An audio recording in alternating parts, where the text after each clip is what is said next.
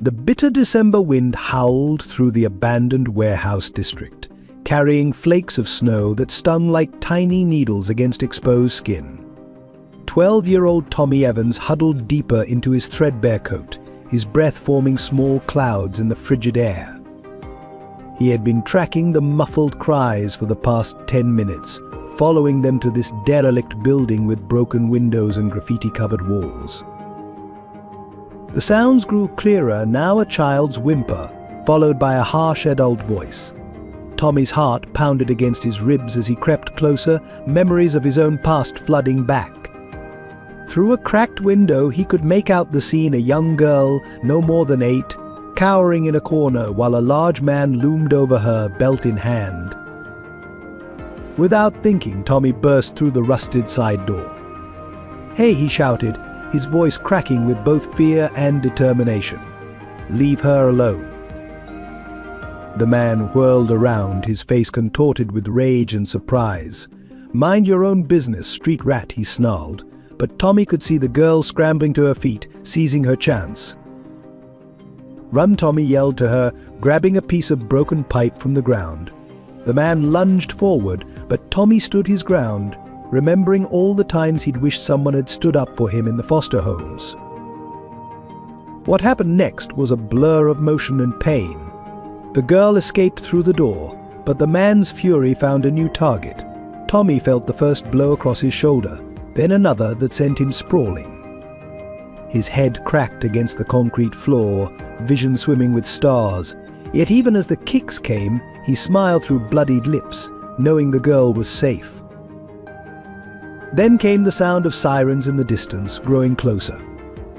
The man cursed, delivered one final savage kick to Tommy's ribs, and fled into the snowy night. Tommy lay there, each breath a sharp knife in his chest, watching snowflakes drift through the broken window above. As consciousness began to fade, he fumbled in his pocket for the worn photograph he always carried, his mother's smiling face looking back at him. "Did I do good?" Mommy whispered, a tear mixing with the blood on his cheek. "Did I make you proud?" As darkness claimed him, Tommy's last thought was of another winter night years ago when he too had been a frightened child, and how everything had changed since then.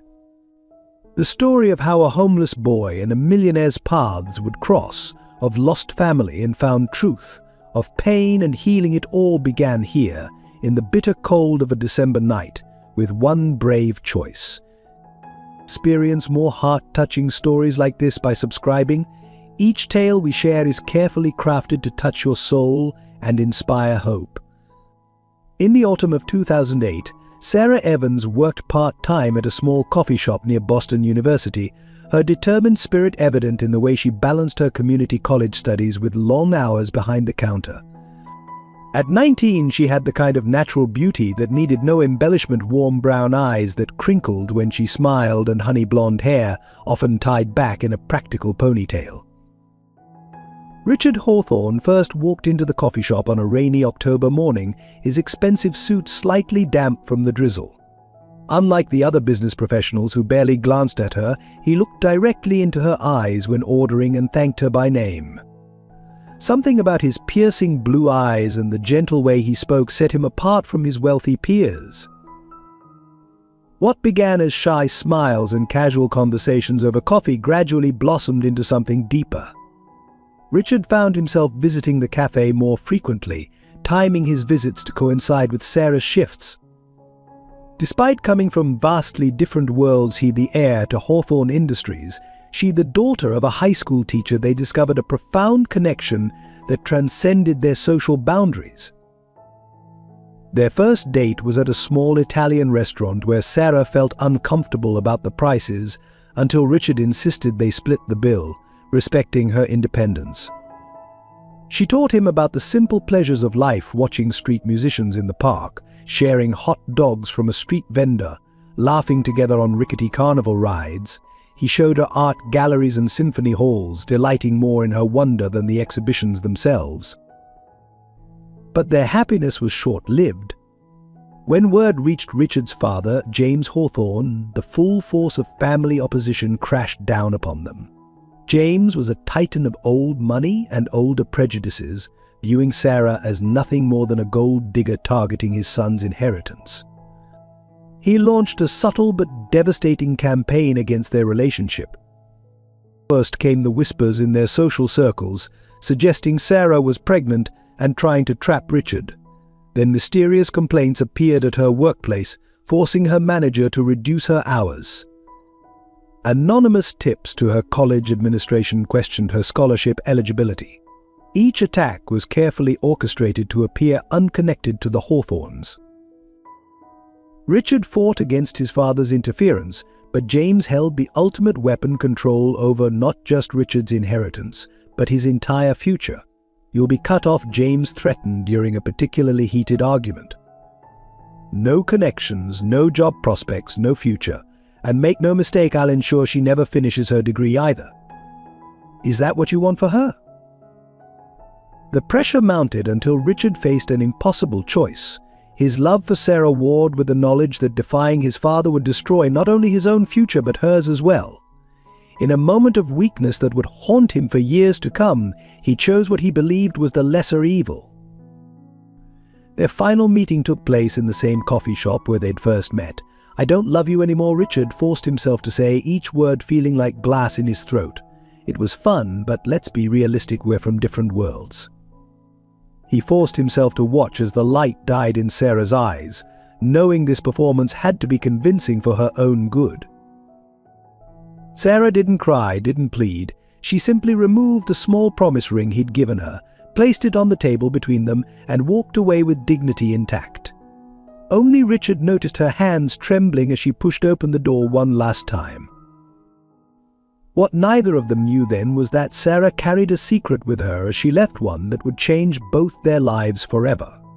In her womb grew the tiny spark of life that would become Tommy, a child born of love but destined to face the world without his father's name or protection. In the years following Richard's rejection, Sarah Evans faced her pregnancy with the same quiet determination that characterized her entire life.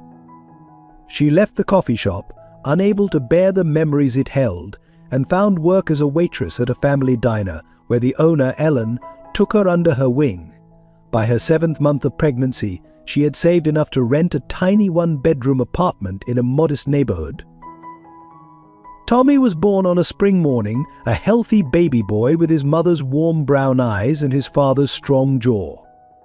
Sarah would often trace his features with a gentle finger, seeing echoes of Richard that brought both joy and pain. She never spoke ill of Tommy's father, choosing instead to tell her son that sometimes love wasn't enough to keep people together. During Tommy's early years, Sarah worked tirelessly to provide for her son.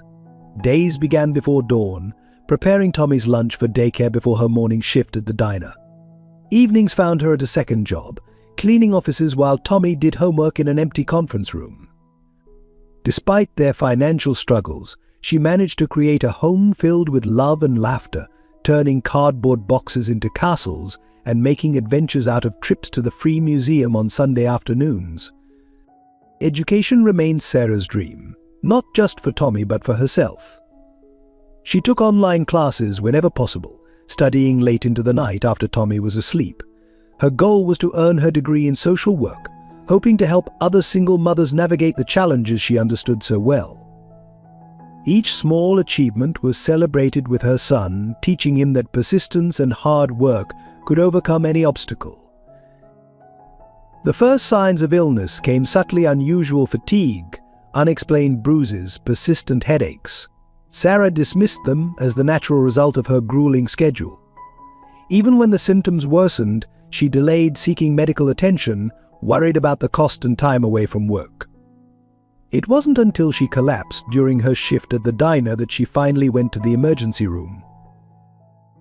The diagnosis was devastating aggressive leukemia that had already progressed to an advanced stage. The doctors spoke of treatment options and survival rates, their voices becoming a distant buzz as Sarah's thoughts focused solely on Tommy. He was only 6 years old, too young to lose his mother, too young to understand why she couldn't play with him anymore. Through rounds of chemotherapy, Sarah maintained her brave face for Tommy's sake. She turned hospital visits into special mummy-son dates, bringing books to read together and making up stories about the magic medicine that would make her better. Ellen from the diner organized a rotation of staff members to help care for Tommy, bringing him to visit his mother and ensuring he never felt alone. As her condition deteriorated, Sarah began preparing for the inevitable. She wrote letters to Tommy, one for each birthday until his 18th year, filling them with motherly advice, memories, and all the love she couldn't express in person. She created a memory box with photos, special trinkets, and the story of how she met his father, not the bitter ending, but the beautiful beginning, wanting Tommy to know he was born from love. In her final weeks, when the pain became unbearable, Sarah's greatest comfort was holding Tommy close, breathing in his childhood scent and memorizing every detail of his face. She worried not about death itself, but about leaving her son alone in a world that had already shown him too little kindness. Her last coherent act was to write a letter to Richard, not of blame or anger, but of forgiveness and a mother's final plea for their son. Sarah Evans passed away on a quiet Tuesday afternoon, Tommy's small hand clutched in hers. Her final words to him were both a blessing and a promise: "You are loved, Tommy. Always remember that, and someday when you need me most, I'll find a way to help you, my brave, beautiful boy." Tommy's earliest memories were filled with the warmth of his mother's smile and the sound of her voice reading bedtime stories. Despite their modest circumstances, Sarah created a magical childhood for him. Their tiny apartment became an enchanted kingdom where blanket forts served as castles and paper planes carried their dreams to the stars. At school, Tommy showed the same quiet determination his mother possessed. His teachers noted his quick mind and eagerness to learn, though they also observed his tendency to withdraw during parent events or when other children spoke of their fathers. Sarah attended every school function she could, rearranging her work schedule and often going without sleep to be present for her son's important moments. The changes began subtly when Tommy was 6. He noticed his mother taking longer to climb the stairs to their apartment, sometimes pausing to catch her breath. The homemade cookies that once filled their kitchen became less frequent, replaced by store-bought snacks. Sarah's vibrant energy dimmed, though her love remained as strong as ever. When she first went to the hospital, Tommy stayed with Ellen from the diner, who tried to explain what was happening in terms a child could understand. "Your mummy's body is fighting a battle," she'd said, "like the knights in your storybooks." Tommy had nodded solemnly, believing with a child's certainty that his mother, his personal superhero, would surely win any battle. The hospital became a second home, its sterile corridors and antiseptic smell burning themselves into Tommy's memory. He watched as his mother grew thinner, her golden hair falling out, but her eyes never lost their loving warmth when they looked at him. Sarah transformed their hospital visits into adventures, teaching Tommy to make shadow puppets on the white walls and telling him stories about the warrior cells fighting the bad guys in her blood. As months passed, Tommy learned to read the worry in adults' faces, to understand the meaning behind whispered conversations that stopped when he entered the room. He began hoarding memories like precious treasures, the feel of his mother's hand stroking his hair, the sound of her laugh, even the way she smiled through pain to reassure him. The final days came too quickly. Sarah, barely able to speak above a whisper, made Tommy promise to remember 3 things: that he was deeply loved, that being kind was more important than being successful, and that she would always watch over him. Tommy, wise beyond his 8 years, held her hand and promised, fighting back tears because he knew she needed to see him brave.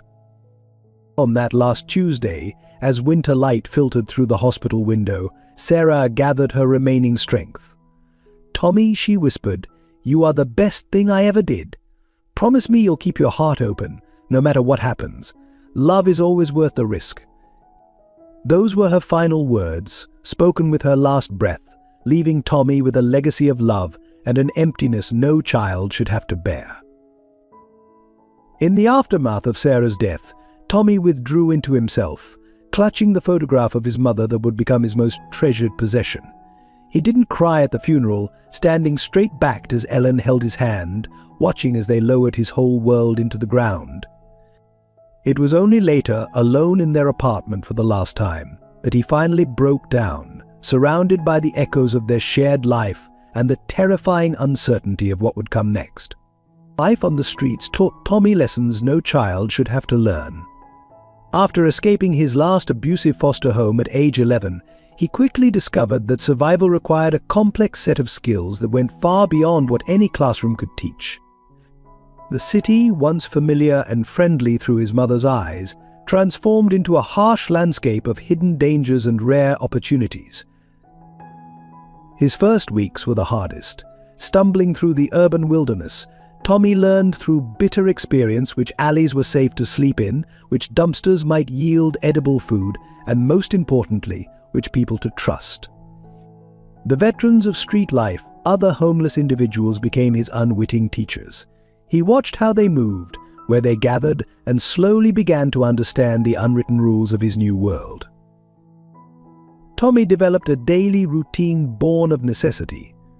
Dawn found him at St. Michael's Church, where Sister Margaret turned a blind eye as homeless youth used the bathroom to wash up. By 7, he would be outside Gino's pizzeria, helping the morning crew unload deliveries in exchange for leftover bread from the previous day.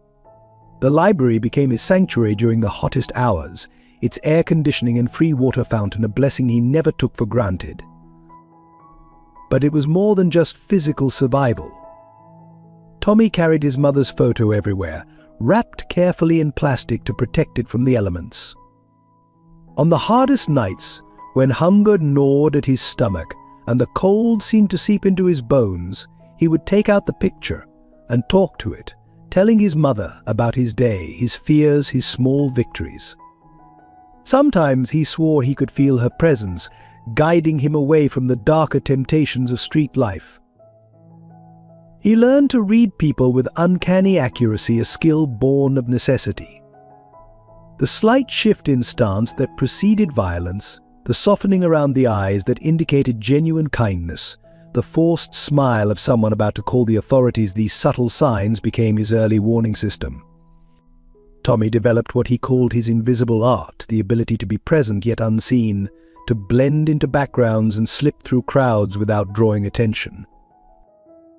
Despite the harshness of his circumstances, Tommy never lost the moral compass his mother had instilled in him.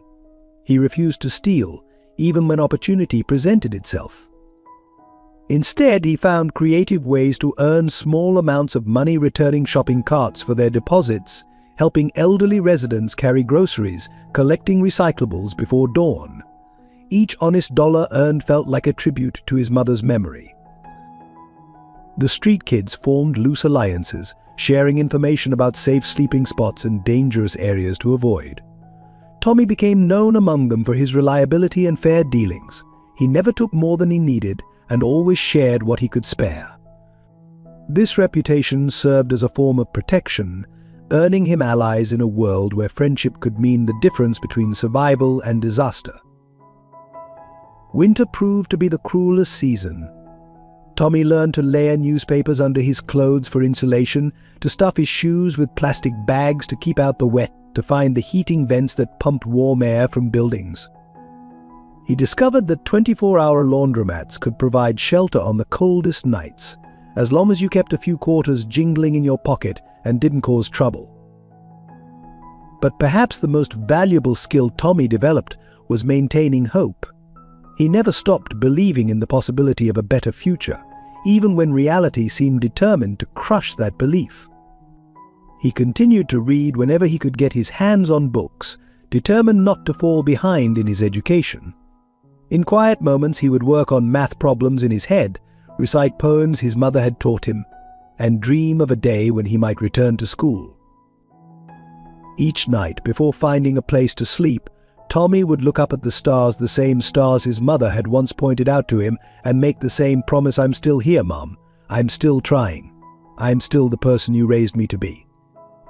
This daily ritual became his anchor, a reminder that even in his darkest moments, he carried within him the strength of Sarah Evans' love and the dignity she had taught him to maintain, no matter the circumstances. The morning that would change Tommy's life forever began like any other. A bitter December wind whipped through the financial district as he huddled in his usual spot near the subway entrance. The early morning crowd rushed past, a blur of expensive coats and coffee cups, when a sleek black town car pulled up to the curb. Richard Hawthorne emerged from the vehicle, every inch the successful businessman in his tailored suit and polished shoes. He was barking orders into his phone, his commanding presence causing people to instinctively step aside. Tommy watched him with mild interest, noting how different this man's world was from his own. The wind chose that moment to gust violently, sending papers swirling through the air. Richard reached to secure his tie, and in that instant his leather wallet slipped from his coat pocket, landing silently on the sidewalk. He continued toward the building, unaware of his loss, focused entirely on his phone conversation. Time seemed to slow as Tommy stared at the wallet, his stomach cramped with hunger he hadn't eaten in 2 days. That wallet likely contained enough money to keep him fed and warm for weeks. The street-smart part of him screamed to grab it and run. But his mother's voice echoed in his memory. Honesty, Tommy. It's what makes us who we are. Before he could second-guess himself, Tommy snatched up the wallet and called out, "Sir, you dropped this?" His voice cracked from disuse, but it carried enough to make Richard turn around. The businessman's face registered first surprise, then suspicion as he saw the scruffy boy holding his wallet. They locked eyes across the space between them, the millionaire and the homeless child, two worlds colliding on a cold city sidewalk. Richard slowly retraced his steps, studying Tommy with an intensity that made the boy want to shrink into himself. But Tommy stood his ground, arm outstretched, the wallet resting in his grimy palm. "You're returning this?" Richard asked, his voice carrying a note of disbelief. The question stung Tommy more than the cold. Even in his ragged state, even after everything life had thrown at him, his honesty was being questioned. "Yes, sir," Tommy replied, fighting to keep his voice steady. "It fell when you were fixing your tie." He tried to ignore how his empty stomach twisted at the thought of the food money he was giving up. Richard took the wallet slowly, his piercing blue eyes never leaving Tommy's face. Something in those eyes shifted, softened almost imperceptibly. "What's your name, son?" he asked, his tone gentler now. "Tommy Evans," so the words were barely out of his mouth when Richard's face transformed. The composed businessman mask slipped, revealing a flash of shock, recognition, and something else, pain, perhaps. Color drained from Richard's face as he stared at Tommy as if seeing a ghost. His hand trembled slightly as he reached into his wallet and withdrew a $100 bill. "For your honesty," he said, his voice rough with emotion Tommy couldn't understand. Tommy accepted the money with murmured bird thanks, already calculating how many meals it would buy. But as Richard turned to leave, he deliberately let something fall from his pocket, a photograph that landed face up on the concrete. Tommy bent to retrieve it, and his world tilted on its axis. There in the faded image was his mother, young and radiant, her arms wrapped around a younger version of the man who now stood before him. The same man who had walked away all those years ago, leaving Sarah Evans to face pregnancy and parenthood alone. Tommy's father. "Hey." The realization hit him like a physical blow, sending him staggering back a step. Richard was already disappearing through the revolving doors of his office building, leaving Tommy frozen on the sidewalk, the photograph burning in his hands like a brand. In that moment, standing between the world of wealth above and the streets below, Tommy felt the weight of destiny shifting. The $100 bill crumpled in his fist, and his mother's photograph seemed to press against his heart from its protected place in his pocket. Two images of Sarah Evans, one in each hand, bridging the vast gulf between the life he lived and the life that might have been. With trembling fingers, Tommy smoothed out the newly discovered photograph, his eyes tracing his mother's happy smile, the loving way she leaned into the man who would eventually break her heart. Taking a deep breath, he squared his shoulders and walked toward the building's entrance. It was time to get some answers. Tommy's heart pounded as he approached the imposing glass doors of Hawthorne Tower. The security guard eyed him suspiciously, but Tommy spoke before he could be turned away. "I need to see Mr. Hawthorne. I have something important of his." He held up the photograph with shaking hands.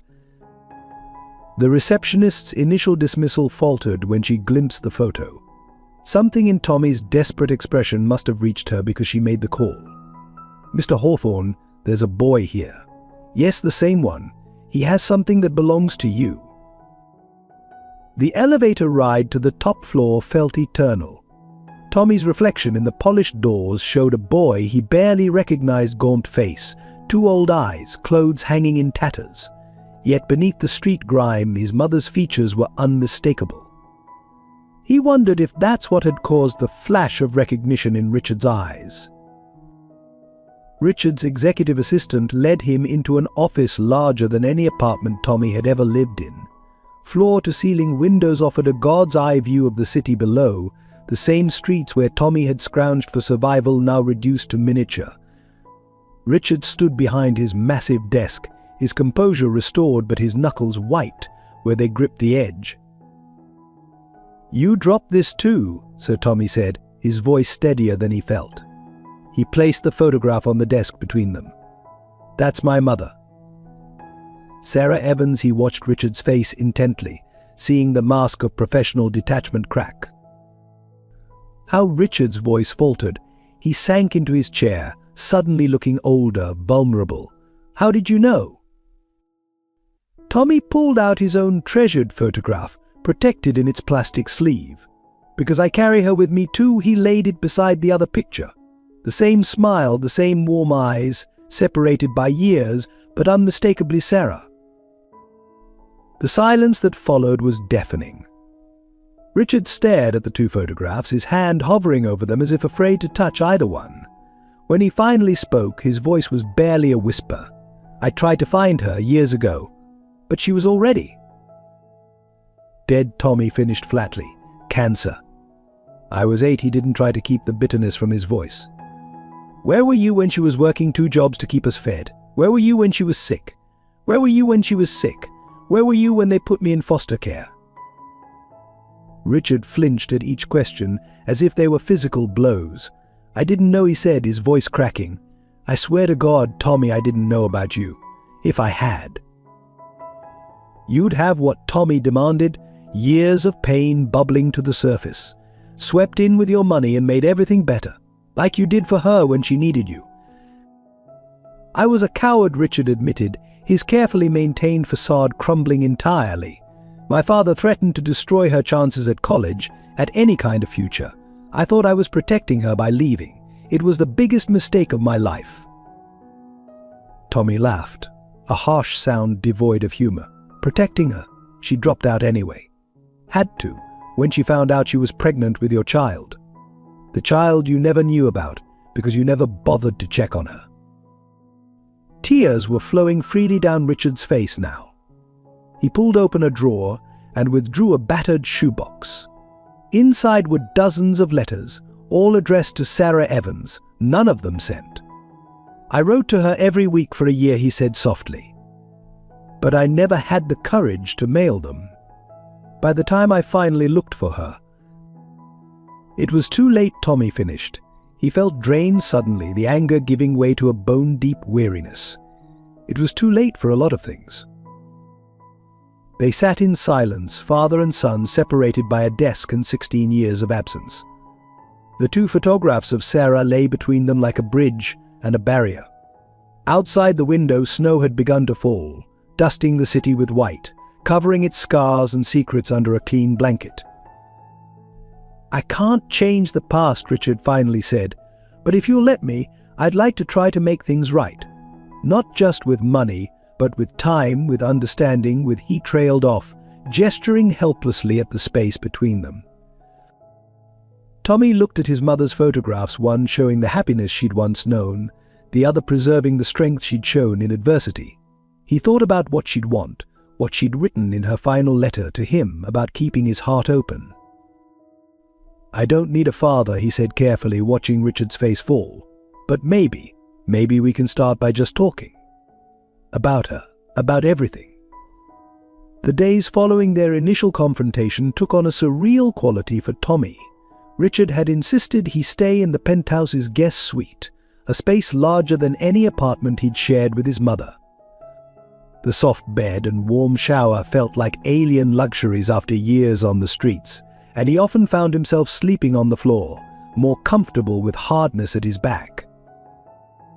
Richard's revelation about the past came in pieces, each one more painful than the last.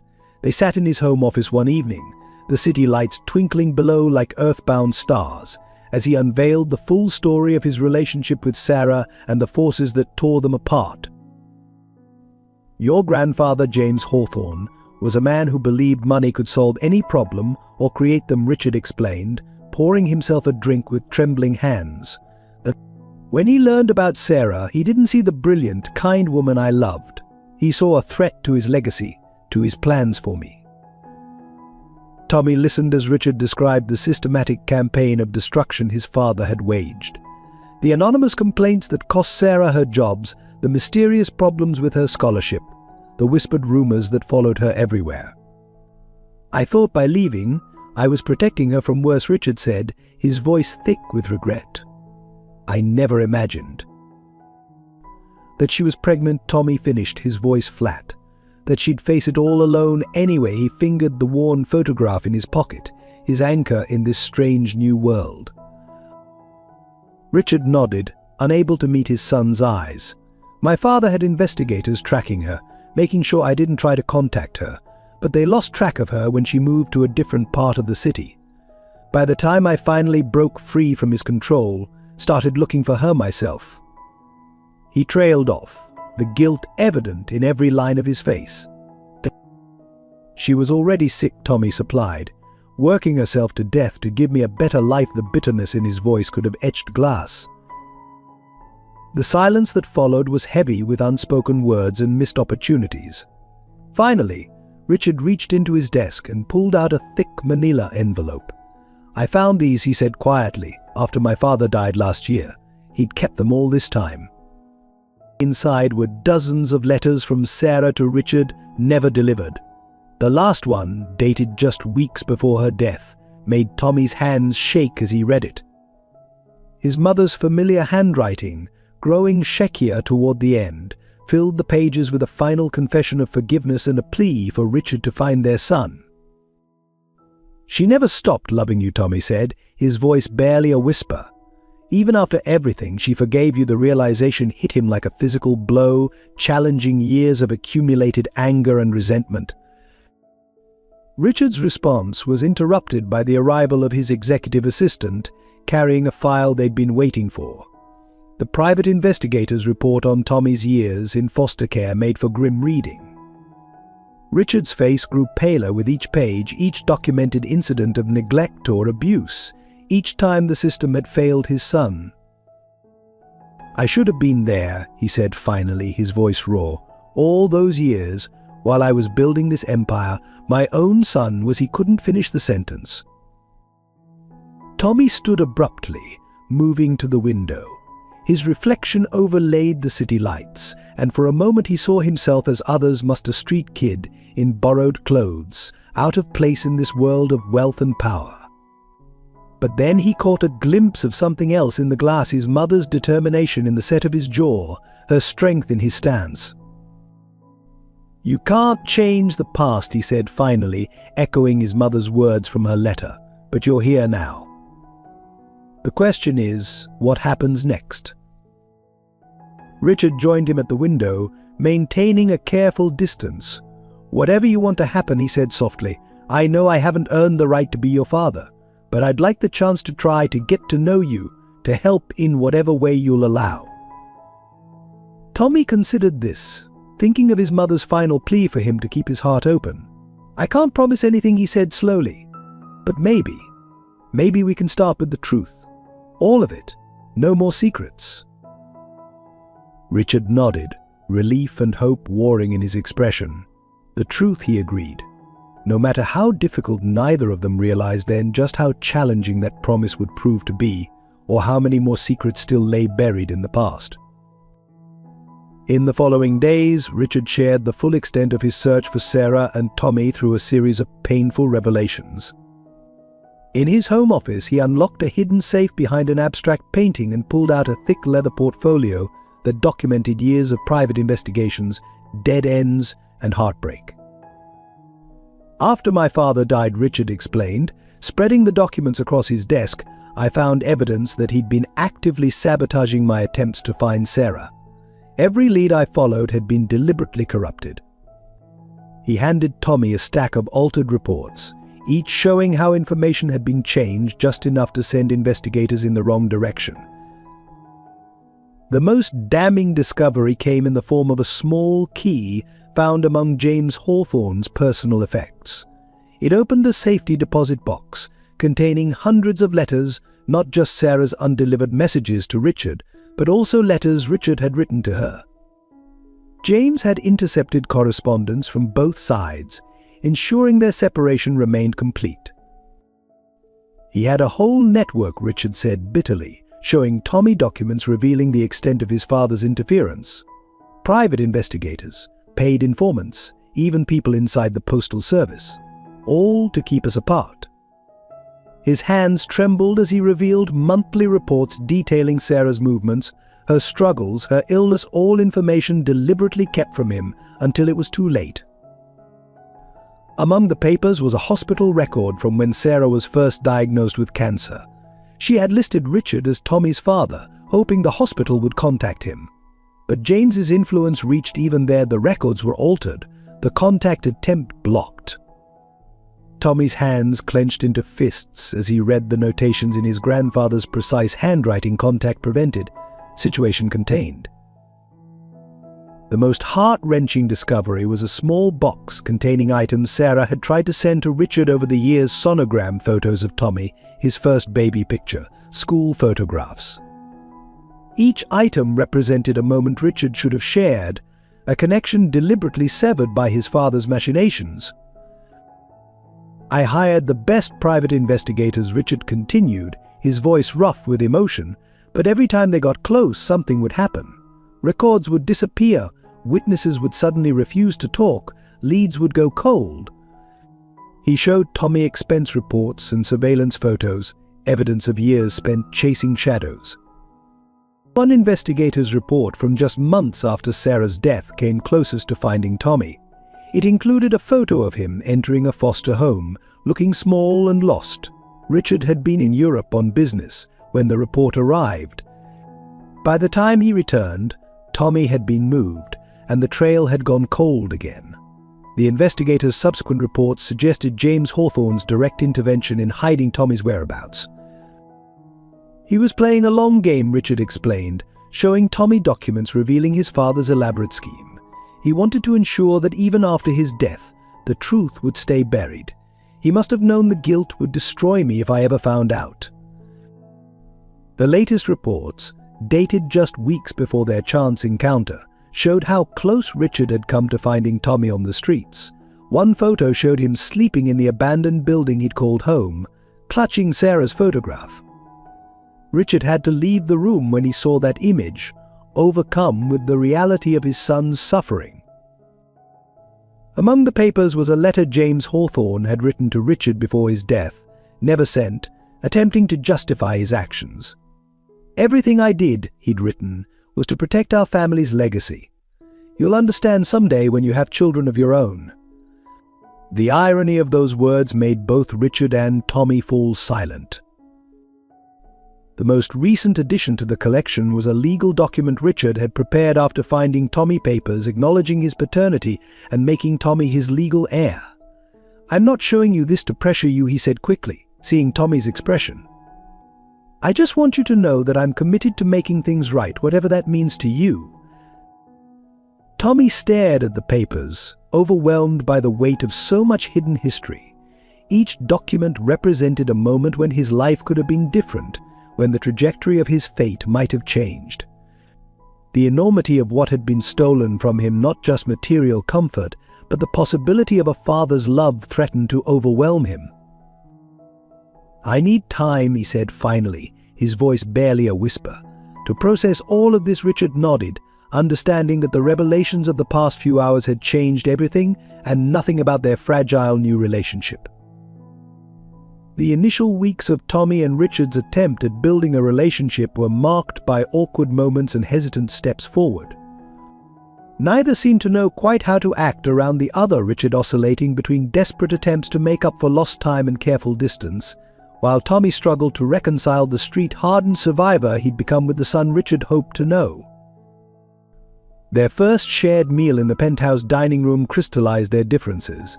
Tommy, accustomed to eating quickly and defensively, hunched over his plate while Richard watched with barely concealed distress.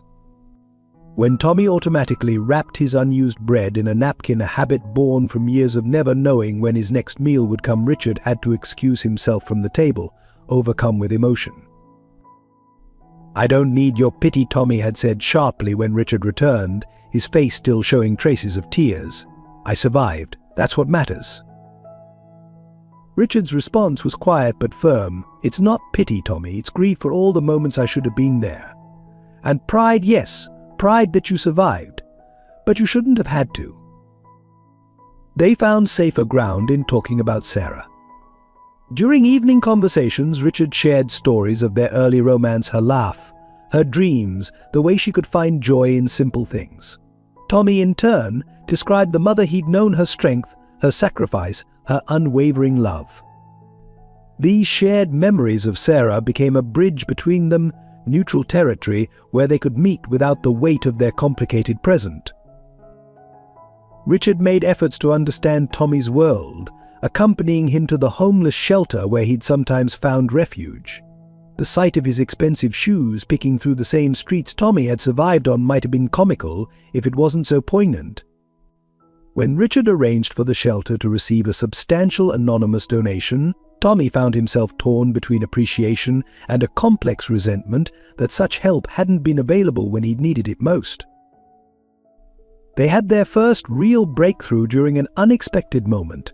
Tommy had been examining the view from the penthouse window when a sudden movement caught his eye, a peregrine falcon swooping past.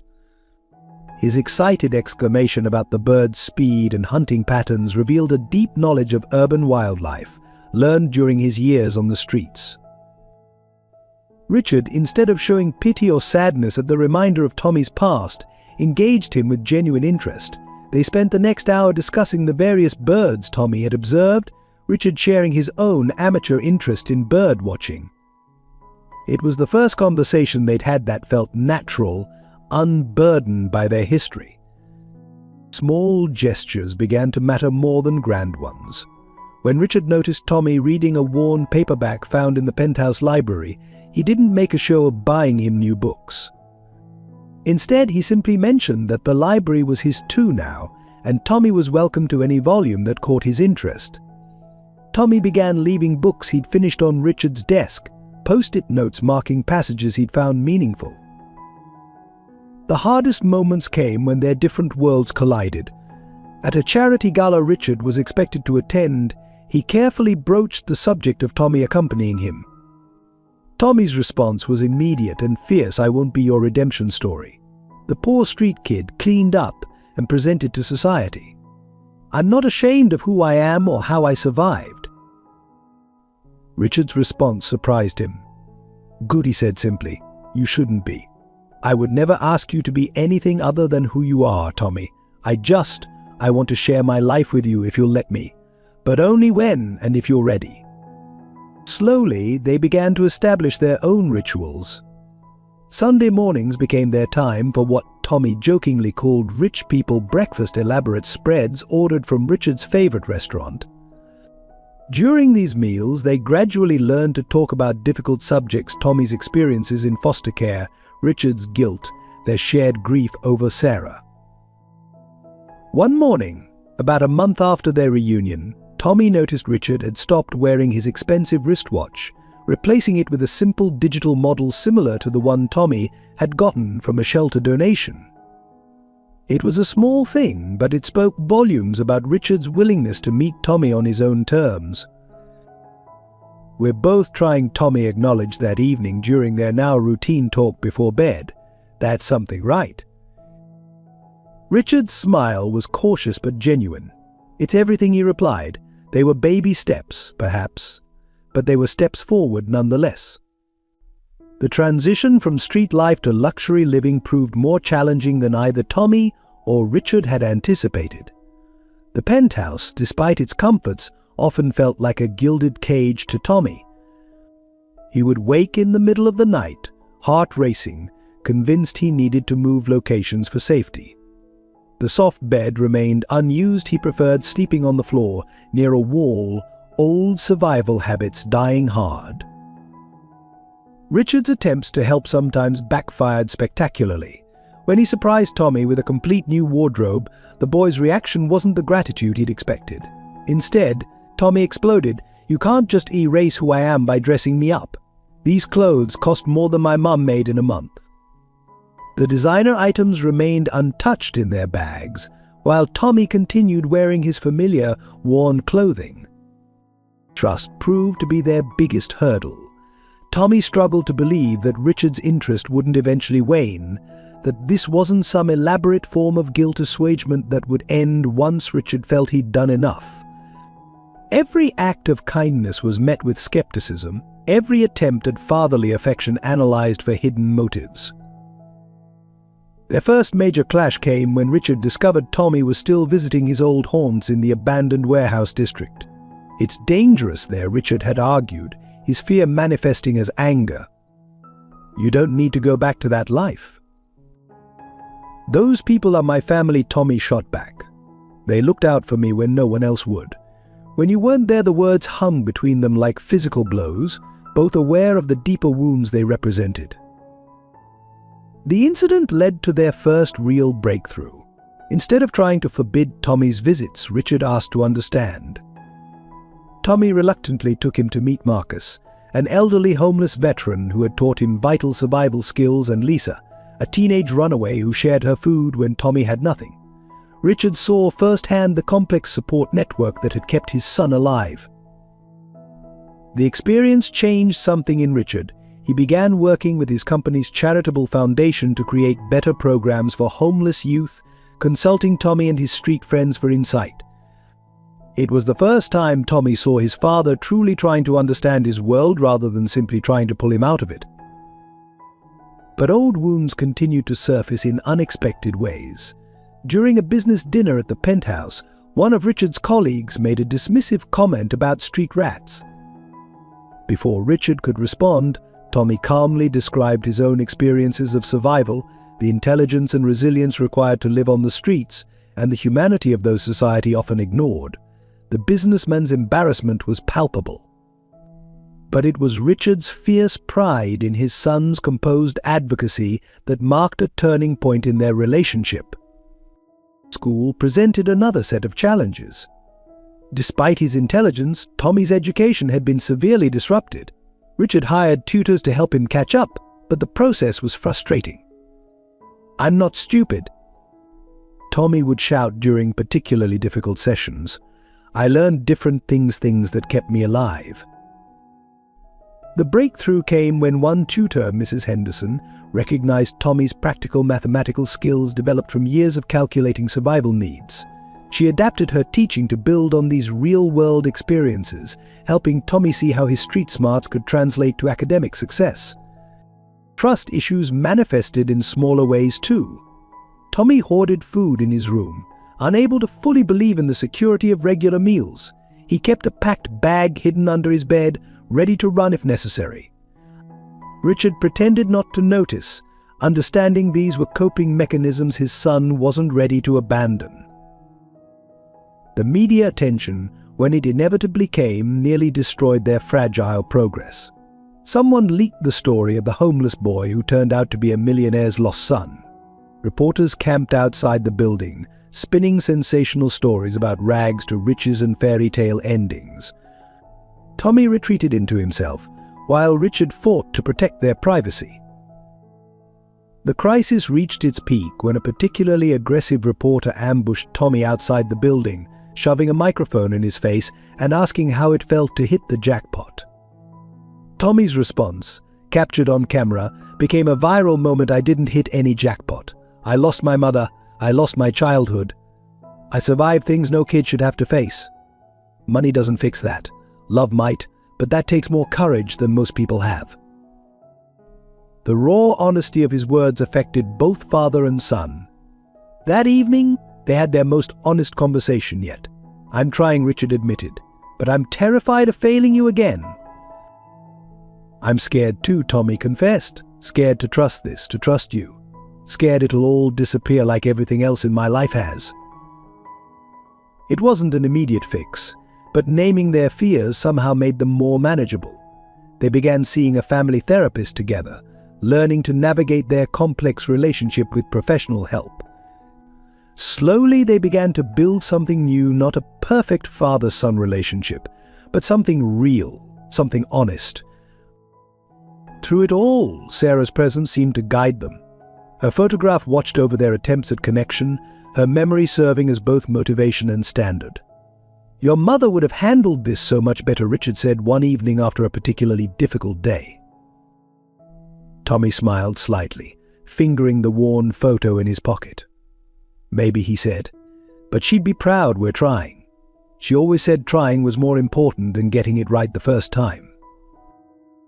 The truth about James Hawthorne's final confession emerged during a rainy afternoon 6 months after Tommy and Richard's reunion.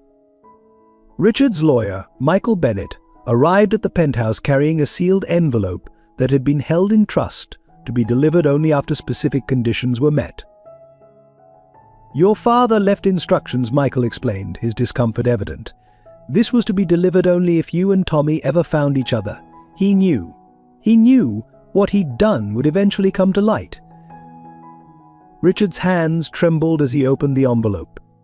Inside was a letter, written in James Hawthorne's precise handwriting, along with another envelope addressed to Sarah Evans, yellowed with age and never sent. Tommy stood by the window, his reflection ghost-like against the rain-streaked glass, as Richard began to read aloud. "My son," the letter began, "if you're reading this, then the truth I worked so hard to bury has finally surfaced. You found your boy, and with him, the weight of my sins." The letter detailed James's systematic campaign to separate Richard and Sarah, revealing an even deeper layer of manipulation than they'd known. James had not only intercepted their letters and sabotaged their attempts to connect, he'd actively monitored Sarah's pregnancy and Tommy's early years. He'd maintained a detailed file on his grandson, while ensuring Richard never discovered his existence. The most shocking revelation came halfway through the letter. "Sarah came to see me," Richard read, his voice cracking when she learned she was dying. "She begged me to tell you about Tommy, to give you the chance to know your son." I refused. Tommy made a small, wounded sound, but Richard continued reading. James described that final meeting in excruciating detail. Sarah, already ravaged by cancer but still beautiful, still strong, had come to his office carrying Tommy's photograph and birth certificate. She didn't ask for money or help for herself, only that James would ensure her son knew his father after she was gone. "I looked into her eyes," James wrote, "and saw the same love for her child that I claimed motivated my own actions. But where my love was selfish, controlling, hers was pure sacrifice. She knew she was dying, knew she was leaving Tommy alone, and her only thought was for his future happiness." The letter revealed that Sarah had left a package with James' letters she'd written to both Richard and Tommy, explaining everything, forgiving James for his interference, and expressing her hopes for their eventual reunion. James had kept these letters, along with all the others, locked away in his private safe. "I convinced myself." The letter continued that I was protecting our family's legacy. In reality, I was protecting my own pride, my own prejudices. It took watching Sarah walk out of my office that day, knowing she was walking to her death, to make me understand the magnitude of what I'd done. But by then, my pride wouldn't let me undo it. Richard had to pause several times while reading, overcome with emotion. Tommy remained by the window, his back turned, but his rigid posture betrayed his intense listening. The rain continued to fall outside, nature's own accompaniment to this unveiling of long-buried truths. The final pages contain James's deathbed confessions, the full extent of his manipulation, the networks of people he paid to maintain his web of deception, and most crucially, the location of Sarah's final letters. They were hidden in a concealed compartment in his study at the family estate, along with every piece of correspondence he'd intercepted over the years. "I don't ask for forgiveness," James concluded. "What I've done is beyond that. But I hope that in revealing the truth I can give you both the chance to build what I so ruthlessly destroyed." Sarah's final words to me were that love finds a way. Perhaps she was right. When Richard finished reading, the silence in the room was absolute. Even the rain seemed to have paused. Tommy finally turned from the window, his face wet with tears he hadn't bothered to wipe away. He watched, Tommy said, his voice rough. He knew about me, knew Mum was dying, and he just watched. Why? Richard shook his head, his own tears falling freely. "Power," he said finally. "Control. The same things that drove everything he did. But Tommy, your mother, even at the end, she was trying to bring us together." Michael cleared his throat softly. "There's more," he said, producing a key. "The study at the estate hasn't been touched since James's death. Everything should still be there, exactly where he left it." Tommy and Richard exchanged looks. They both knew that behind that key lay not just Sarah's final letters, but the full record of their stolen years, every piece of correspondence, every photograph, every moment they should have shared. "We don't have to do this today," Richard offered, seeing the overwhelming emotion in his son's face. Tommy took a deep breath, squaring his shoulders in a way that painfully reminded Richard of Sarah. "Yes, we do," he said firmly. "Mum waited long enough for her letters to be read. We're not making her wait any longer." As they prepared to leave for the estate, the rain finally stopped.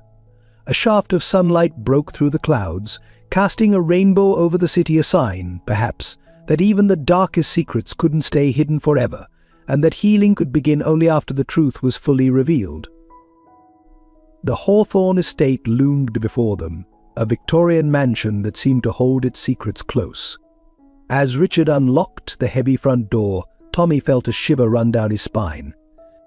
This was where his grandfather had orchestrated the separation of his parents, where his mother had made her final plea for him, where decades of deception had been carefully maintained. James Hawthorne's study remained exactly as he'd left it, leather-bound books lining the walls, a massive mahogany desk dominating the room, and an atmosphere of austere power that lingered even after his death. Richard moved directly to the wood paneling behind the desk, his fingers finding a hidden catch that revealed the concealed compartment his father had described. Inside, they found more than just Sarah's final letters. There was a small leather-bound book, Sarah's diary, kept during her pregnancy and Tommy's early years. Richard's hands shook as he lifted it out, along with a stack of photographs and letters that documented the life they should have shared. "She wrote this for you," Tommy said softly, recognizing his mother's handwriting. "She wanted you to know everything, even if she couldn't tell you herself."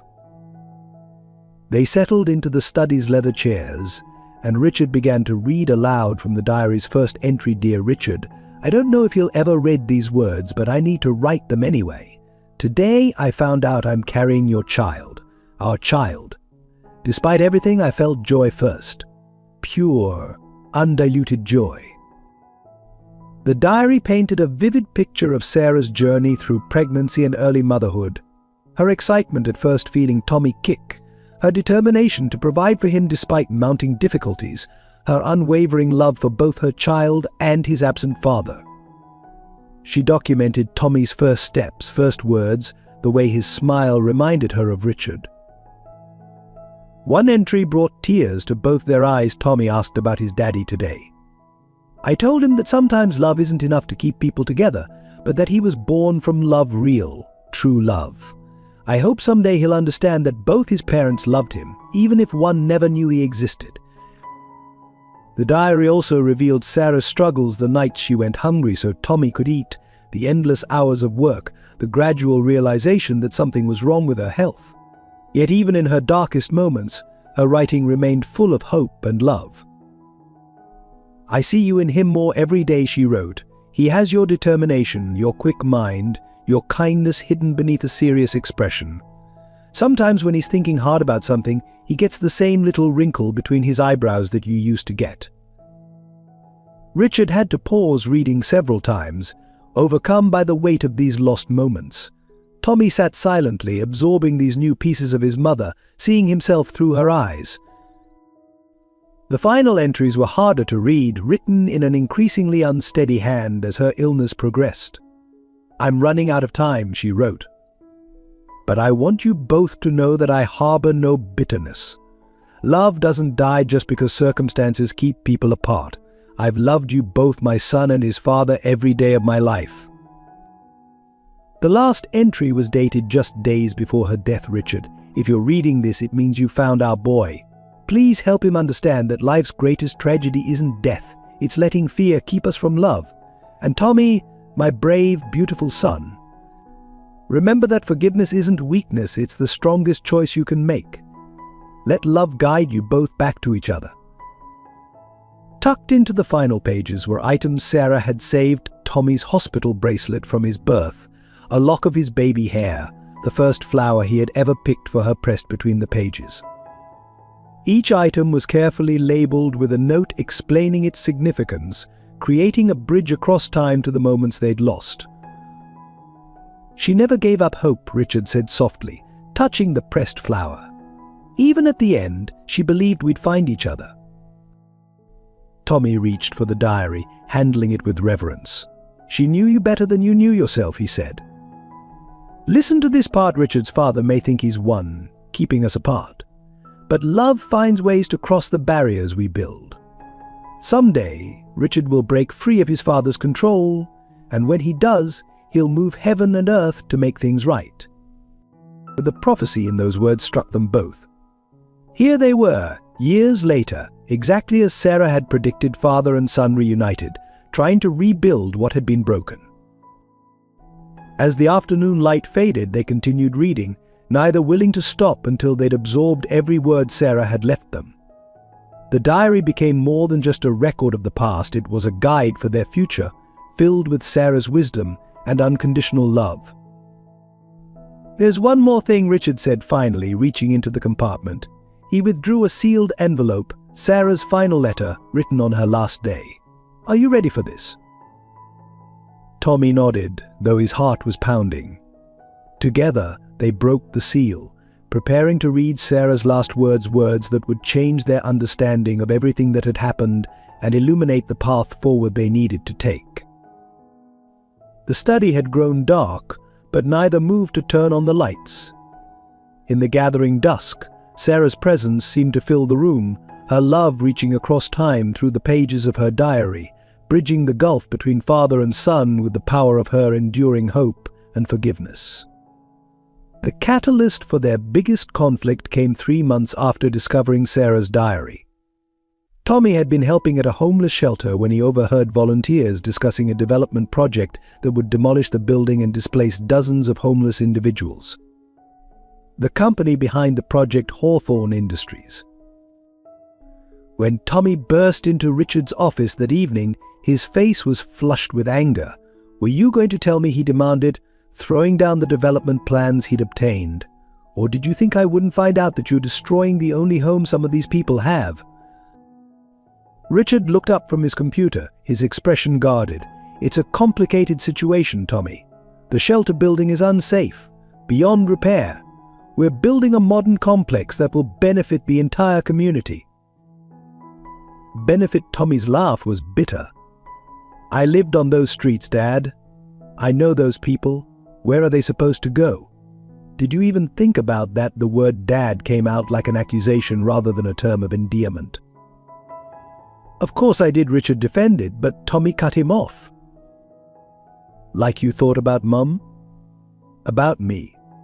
Is this how you justify everything, by telling yourself it's for the greater good?" The words hit their mark. Richard flinched visibly. The argument escalated quickly. Tommy revealed that Marcus, the veteran who had protected him on the streets, would be among those displaced. Richard countered with statistics about property values and urban development. But beneath their words lay deeper wounds: Tommy's lingering resentment over his years of hardship, Richard's guilt-driven attempt to prove himself a worthy father. "You can't just throw money at problems and expect them to disappear," Tommy shouted. "These are real people with real lives. Just because they're homeless doesn't mean they don't matter." "I know they matter," Richard shot back, "but I have responsibilities to my shareholders, to the city, to everyone except the people who actually need help," Tommy finished coldly. "You know what? Maybe your father was right about one thing: money does change people. It makes them forget what it's like to struggle." The silence that followed was deafening. Richard's face went pale, and Tommy immediately regretted his words but couldn't take them back. The ghost of James Hawthorne seemed to loom between them, threatening to undo months of careful relationship building. Richard sank into his chair, suddenly looking old and tired. "You're right," he said quietly. "I've become exactly what I never wanted to be: someone who values profits over people." He picked up Sarah's photograph from his desk, touching it gently. "Your mother would be ashamed of me." Tommy's anger deflated slightly. "She wouldn't be ashamed," he said, disappointed maybe. "She always believed people could do better if given the chance." That evening marked a turning point. Instead of pushing forward with the original plans, Richard invited Tommy to help redesign the project. They spent weeks meeting with community members, shelter residents, and social workers, creating a new vision that would serve both business interests and human needs. The revised plan included affordable housing units, a modern shelter facility, job training programs, and support services, all integrated into the new development. Richard used his business acumen not to displace the homeless population, but to create opportunities for them. "This is what Mom meant," Tommy said one evening, as they reviewed the final plans. "About love finding a way to cross barriers. Sometimes the barriers are just in our minds, like thinking business success and social responsibility can't coexist." Richard nodded, studying his son's face, so like Sarah's when she was passionate about something. "She always saw possibilities where others saw problems," he said. "I lost sight of that somewhere along the way." The conflict had forced them both to confront uncomfortable truths. For Tommy, it meant acknowledging that change sometimes required working within the system rather than fighting against it. For Richard, it meant recognizing that his pursuit of success had led him to compromise the values Sarah had loved in him. Together, they found a middle ground, one that honored both Sarah's compassion and the practical realities of business. The new development would become a model for socially responsible urban renewal, proving that profit and purpose could coexist. As construction began, with Marcus and other community members employed as consultants, Tommy watched his father address the media. Richard spoke not of property values or investment returns, but of community, responsibility, and second chances. Maybe Tommy thought, this is what healing looks like: not forgetting the past, but using its lessons to build a better future. Sarah would have understood that. She had always believed in the power of love to transform not just hearts, but the world itself. The identity crisis hit Tommy unexpectedly during a high-profile charity gala at the Hawthorne mansion. Dressed in an expensive suit that felt like a costume, he stood at the periphery of the glittering crowd, acutely aware of the contrast between his past and present lives. The overhead crystal chandeliers cast shadows that reminded him of the flickering streetlights under which he'd once sought shelter. A conversation fragment drifted his way. "Oh yes, Richard Hawthorne's son, the one from the streets." Such an inspiring story. The words, though meant kindly, cut deep. Was that all he was now? A redemption narrative for the wealthy to feel good about. The crisis deepened when he overheard a business associate of Richard's discussing him in the library. "Remarkable how well he's adapted to civilized society. You'd hardly know his background." The casual condescension sparked a rage that Tommy had thought long buried. That night, after the guests had gone, Tommy disappeared. Not to the streets this time, but to his mother's grave, where he sat until dawn, wrestling with questions of identity. "Who am I now, Mom?" he whispered to the cold marble. "The street kid," The heir? Your son? His son? I don't know how to be all these things at once. When Richard found him there, Tommy was clutching Sarah's photograph, tears freezing on his cheeks in the pre-dawn chill. I don't belong anywhere anymore, he confessed. I'm too street for your world, too privileged now for my old one. Even my memories of Mum feel different, like they're being rewritten by all this wealth. Richard sat beside him on the frozen ground, expensive suit be damned. Your mother, he said carefully, once told me that belonging isn't about fitting in. It's about being true to yourself and finding people who love you for who you are, not what you are. The crisis manifested in unexpected ways. Tommy began spending more time in his old haunts, not hiding his expensive clothes but not flaunting them either. He brought food and supplies to his street friends, but also sat with them, sharing their stories, bridging his two worlds.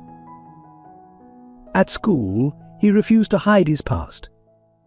When classmates made ignorant comments about homeless people, he educated them with quiet authority. I lived it, he would say simply. Let me tell you what it's really like.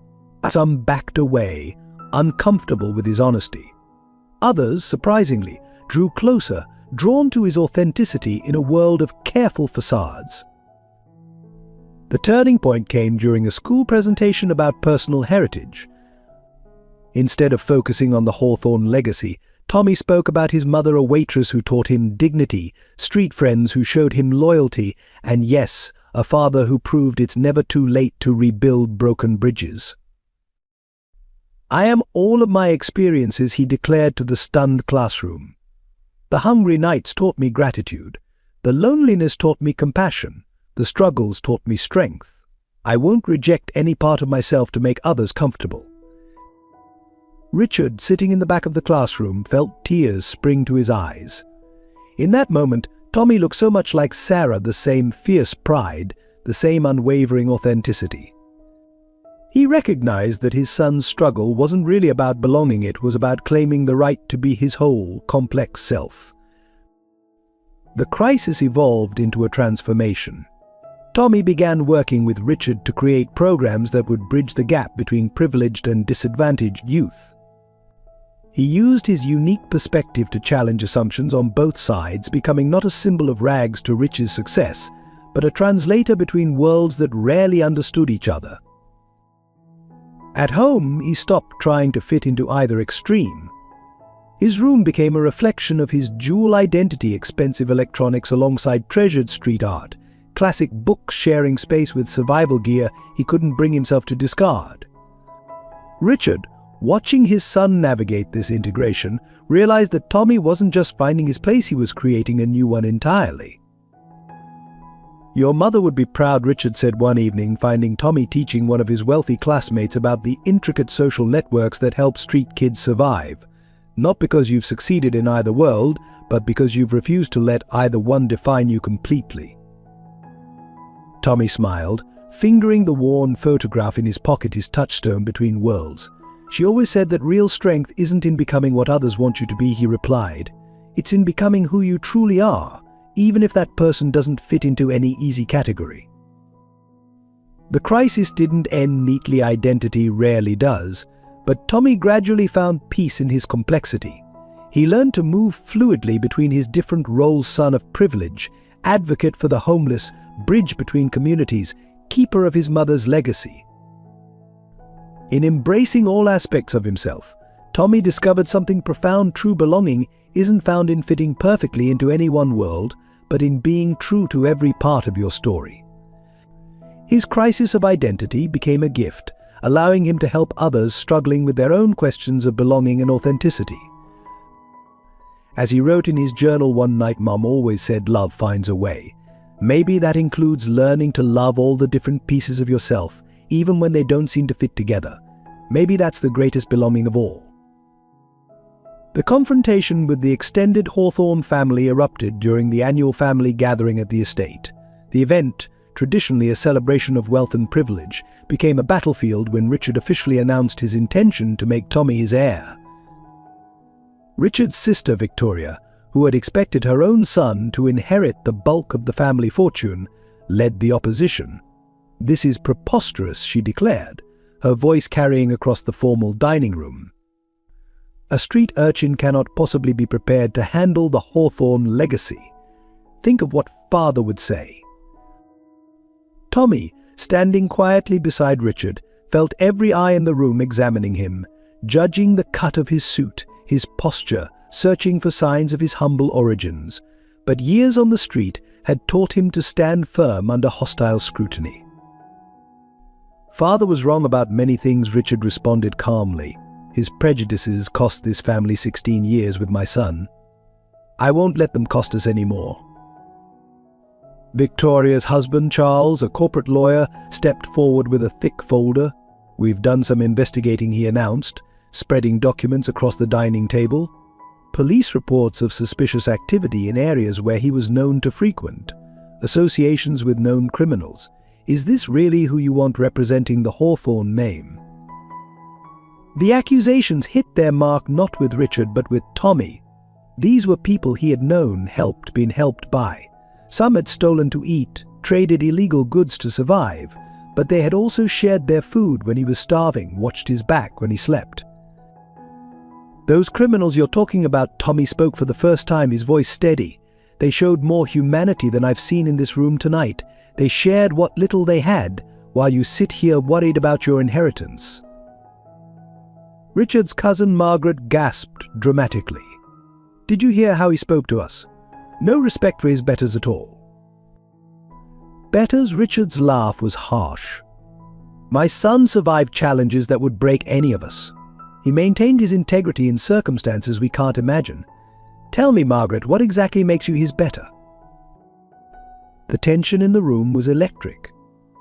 Victoria's son, Bradford, who had been quietly seething, suddenly burst out. He'll destroy everything this family has built. He's probably just waiting to get his hands on the money and run.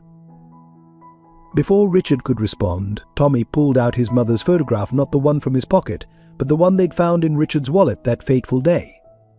You want to know about family? He asked, his voice carrying clearly. This woman worked 2 jobs while fighting cancer, never asked for help, never lost her dignity. She taught me that real family isn't about money or status, it's about love, loyalty, and standing by each other when things get tough. The silence that followed was deafening. Several family members shifted uncomfortably, unable to meet Tommy's steady gaze. Richard placed a hand on his son's shoulder, facing his relatives with quiet determination. Sarah Evans had more class, more grace, and more strength than this entire room combined, Richard declared.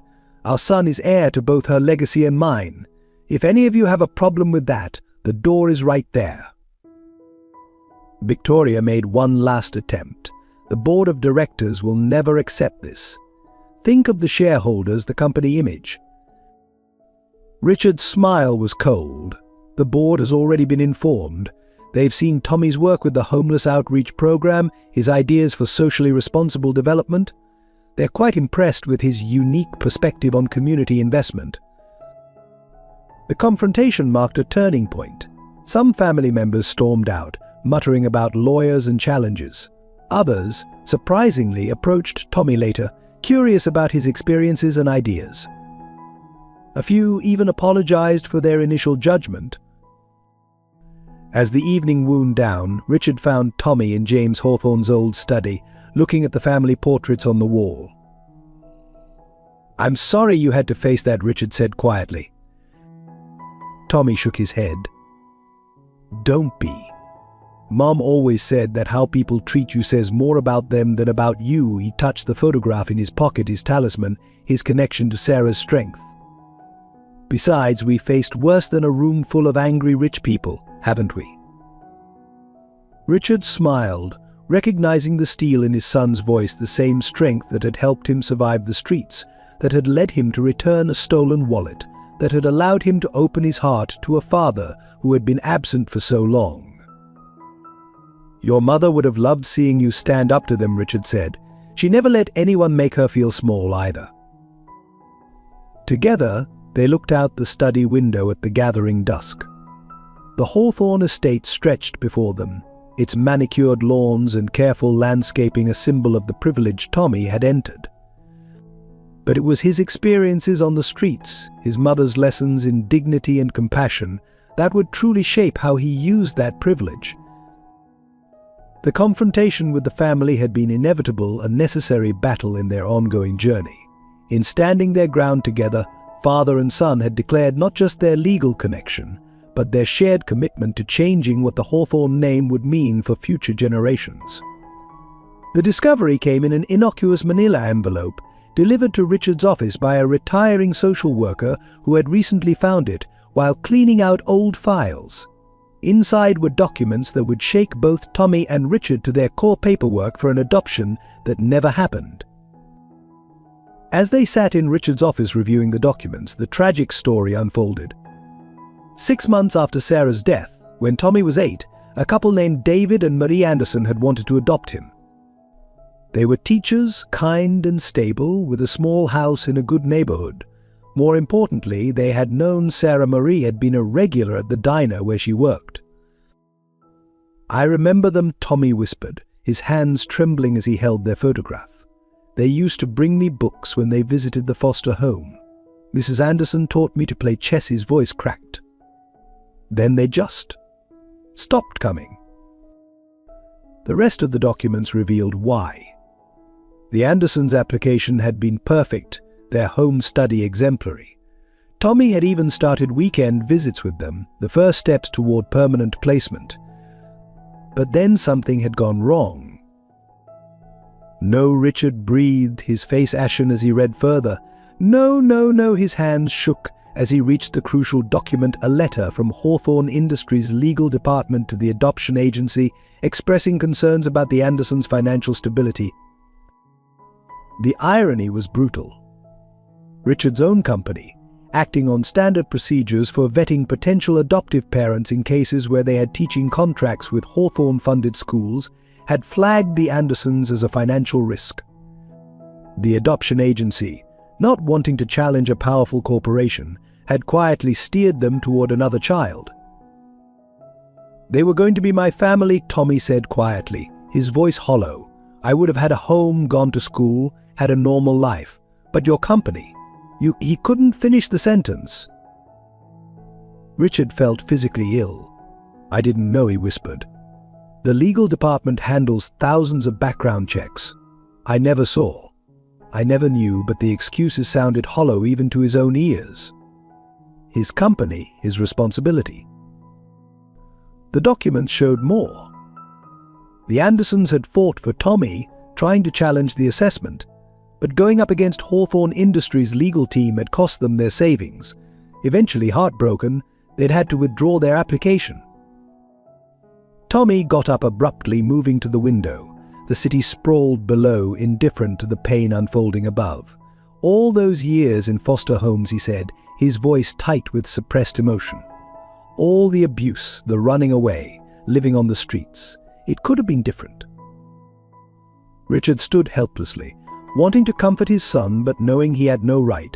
His own company had robbed Tommy of a chance at happiness, at a normal childhood. The weight of this unintentional cruelty, added to his other failures as a father, felt crushing. "I want to find them," Tommy said suddenly, turning back to face Richard. "The Andersons. I need to know." He trailed off, but Richard understood. Tommy needed to know if they had thought of him, if they had truly wanted him, if they had fought for him as hard as the documents suggested. "We'll find them," Richard promised, already reaching for his phone. But Tommy stopped him. "No," he said firmly. "No private investigators, no corporate resources. I need to do this my way. They deserve better than what your company did to them. They deserve better now."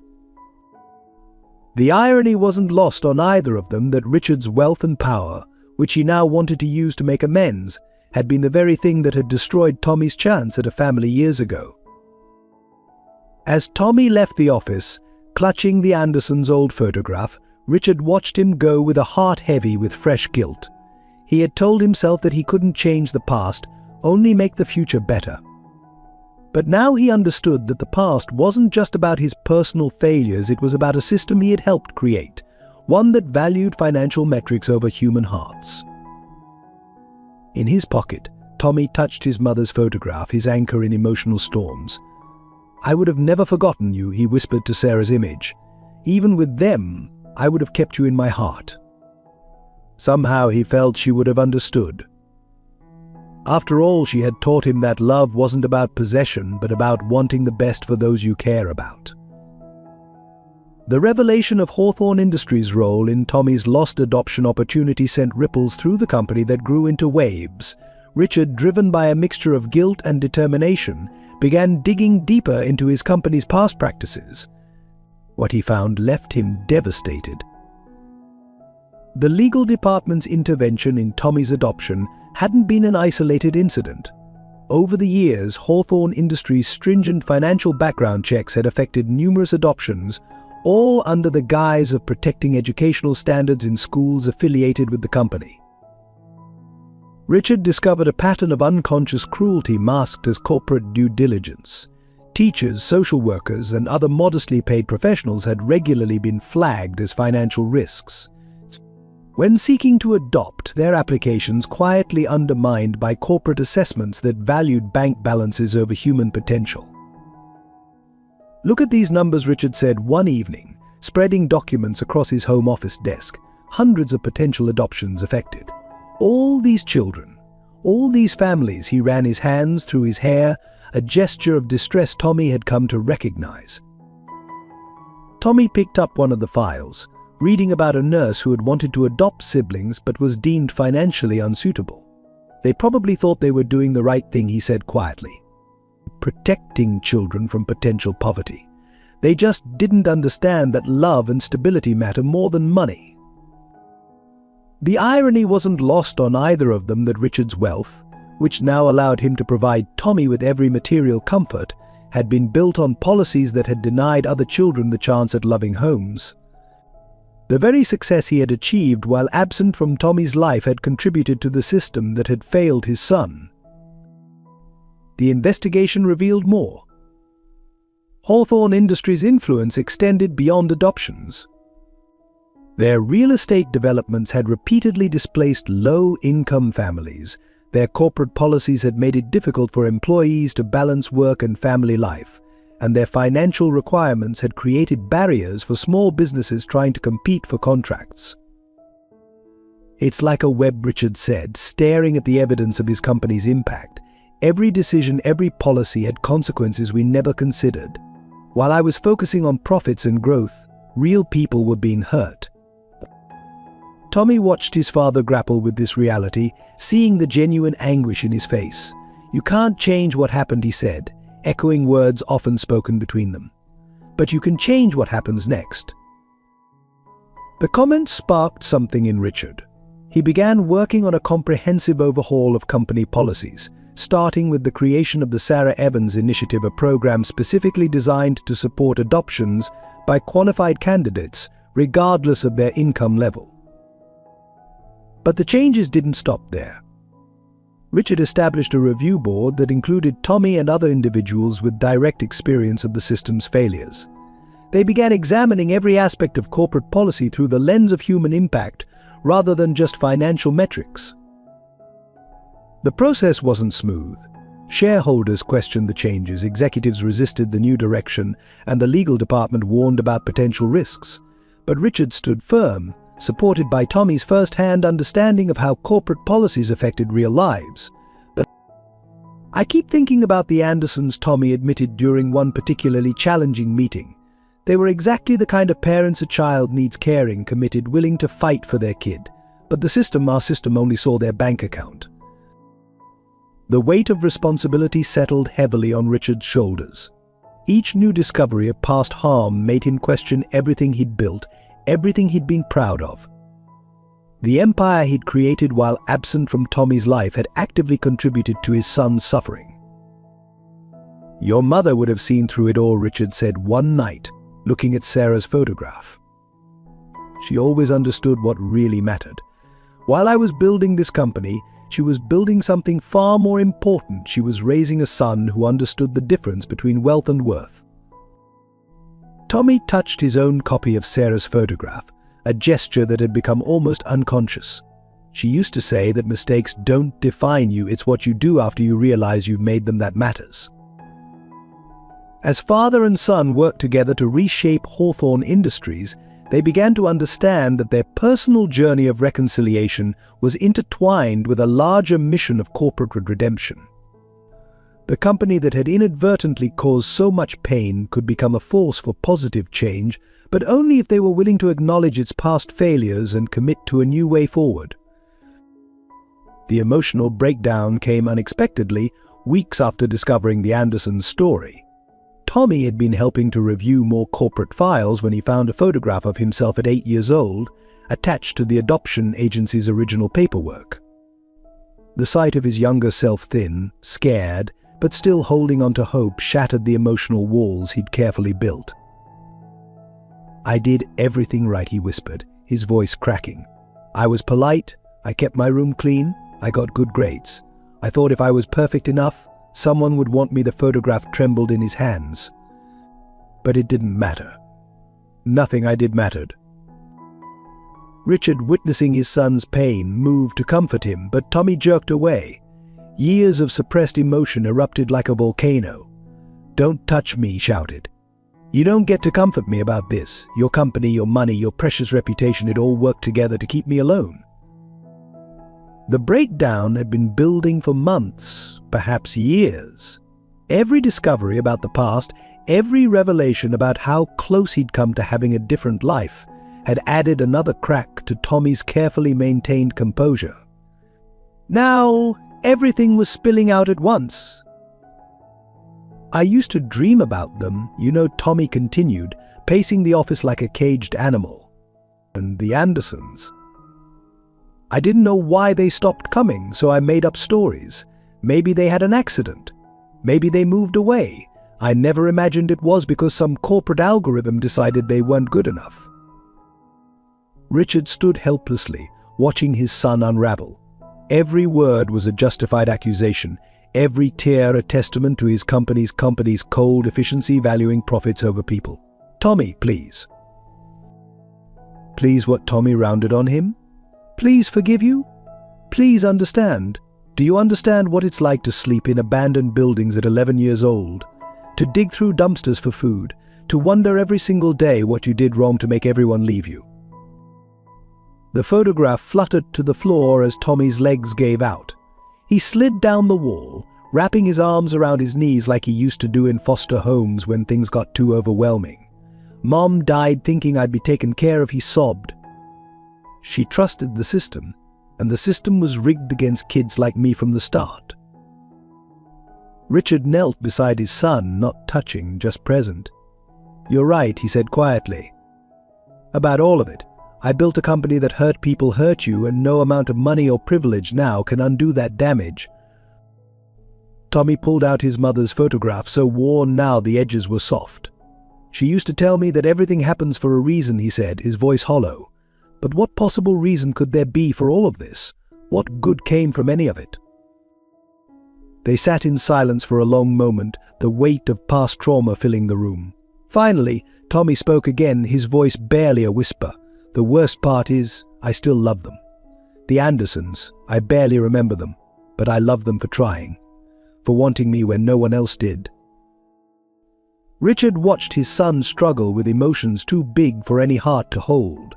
The businessman in him wanted to fix things, to throw money at the problem until it went away. But the father in him knew that some wounds needed more than money to heal. "Maybe," Richard suggested gently, "it's time we both stopped trying to make sense of the past and focused on healing instead. Not just ourselves, but all the others who've been hurt by systems we created or maintained." Tommy looked up, his face tear-streaked but his eyes clearing slightly. "Mom would want that," he said. "She always said that helping others was the best way to heal yourself." As the evening light faded from the office windows, father and son sat together in the aftermath of emotional storm. The photograph of 8-year-old Tommy lay between them, a reminder of all that had been lost, but also, perhaps, a guide to what needed to be fixed. "We can't change what happened," Tommy said finally, echoing words they'd both said many times before. "But maybe we can change what happens next. For other kids. Other families." It wasn't healing, not yet. But it was a step toward something new. something that might eventually help them both find peace with the past they couldn't change and the future they could help shape. The revelation that would change everything came wrapped in a faded blue envelope discovered in the back of James Hawthorne's personal safe during a final clearing of his estate. Sarah's last letter, written days before her death, had never reached its intended recipient until now. Richard's hands trembled as he opened the envelope, Tommy standing beside him in the study that had once been the command center of their separation. The paper inside was hospital stationery, the handwriting shaky but determined Sarah's final message to the man she had loved. "Dear Richard," the letter began, "if you're reading this, then time has finally bridged the gap between us, though I won't be here to see it. I'm writing not to burden you with guilt or regret, but to free you from them." Tommy watched his father's face as he read, seeing emotions play across it like shadows. Sarah's words flowed across the pages, telling a story neither of them had known. "I discovered the truth about your father's manipulation years ago," she wrote. "A nurse here, whose sister worked at Hawthorne Industries, told me everything: how James threatened you, how he intercepted our letters, how he orchestrated our separation. I want you to know that I understood, and I forgave you long ago." Richard had to pause, overcome. Tommy placed a steadying hand on his shoulder, encouraging him to continue. "Our son, Tommy, is the best of both of us," Sarah's letter continued. "He has your determination, your sharp mind, and thankfully my common sense." Here, both men smiled through their tears. "I've tried to teach him that love isn't about being perfect, it's about being true. True to yourself, true to others, true to what matters most." The letter revealed that Sarah had written to James Hawthorne as well, not in anger but in hope. She had appealed to him to reveal the truth to Richard after her death, to give father and son a chance to find each other. Even if he refused, she wrote, "I believed love would find a way. It always does." I don't write this to absolve anyone of responsibility. But Sarah's words continued, "but to offer understanding. Richard, your father's actions were his own, not yours. The choice he forced on you was impossible: sacrifice your love or destroy my future. You chose what you thought would give me the best chance, and though it brought us all pain, I recognize the love behind that choice." The most stunning revelation came near the end. Sarah described how, in her final weeks, she had arranged for a series of letters and photographs to be hidden throughout the places that had mattered in their story: the diner where they met, the park where they fell in love, the church where they had planned to marry. Each contained pieces of their story meant to be found if Tommy and Richard ever reconnected. "Consider it my final gift to you both," she wrote, "a treasure hunt of sorts, leading you through our past to help build your future, because that's what matters now, not the years lost, but the ones ahead." The letter concluded with words that would forever change how both men viewed their journey. Love isn't just about happy endings. Sometimes it's about forgiveness. Sometimes it's about finding the courage to begin again. Richard, be the father I know you can be. Tommy, be the man I've always seen in you. And both of you, remember that I loved you enough to make sure you'd find your way back to each other, even if I couldn't be there to see it." When Richard finished reading, neither he nor Tommy spoke for a long time. The letter had transformed their understanding of Sarah. She hadn't been a passive victim of circumstance, but an active architect of their eventual reunion, planting seeds of reconciliation even as she faced her own mortality. "She knew," Tommy said finally, his voice thick with emotion. "She knew we'd find each other." Richard nodded, carefully folding the letter. "She made sure of it. Even at the end, she was thinking of us, believing in us." The knowledge that Sarah had forgiven, had understood, had planned for their reunion, even in her final days, changed everything. It wasn't just a letter, it was a map, guiding them toward healing they hadn't known was possible. The deeper truth about Richard's desperate attempts to find Sarah and Tommy emerged gradually, pieced together from old investigator reports, credit card statements, and Richard's personal journals. The evidence painted a picture of a man fighting against invisible barriers, never realizing his own father was the architect of his failure. Journal entries from the months after Sarah left revealed Richard's initial attempts to contact her. He had gone to her apartment only to find it empty, visited the diner where she worked to learn she'd quit, and even hired his first private investigator, all while James Hawthorne's network systematically erased their traces. Went to the university today, one entry read. Her scholarship was cancelled months ago, no forwarding address. It's like she vanished. What Richard hadn't known was that his father's influence had ensured the university staff would provide no information.